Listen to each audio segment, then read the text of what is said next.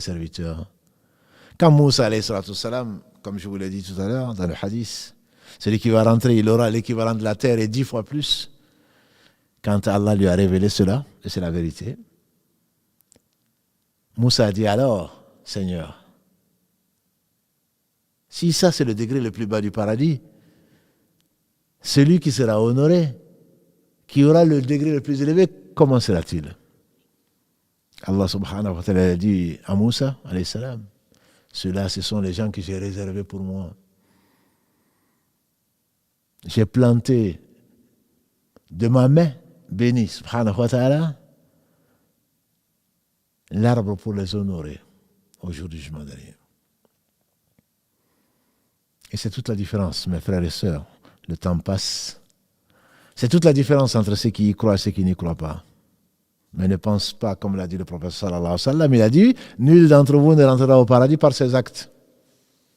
On dit même toi, il dit même moi, si Allah ne me fait pas miséricorde. Mais je reviens sur le verset de la sourate Sajida 32, verset 17. فَلَا تَعْلَمُ نَفْسٌ مَا أُخْفِيَ لَهُم مِّن قُرَّةِ أَعْيُنٍ. Personne ne sait ce qu'Allah leur a caché. Vous savez, le Jannah, un des sens du paradis, qu'on traduit Jannah. Le Jannah, donc, c'est en langue arabe, c'est un jardin. Jardin touffu. Déjà, quand on imagine les Arabes avec des palmiers, qui sont éparpillés, bien sûr, un jardin touffu. Mais également, un des sens de Jannah, c'est Satara. C'est-à-dire, c'est caché. Si Allah avait mis de ce paradis sur terre, c'est qu'ils vont dépenser des millions et des millions dans leurs vacances sur des îles, etc. Ils pensent être au paradis.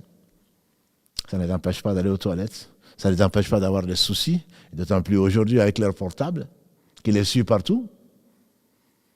Qu'on leur raconte ce qui se passe dans l'autre monde. Je parle du monde qu'ils ont quitté ici. S'imagine être dans un paradis. Donc c'est ce qu'Allah a caché.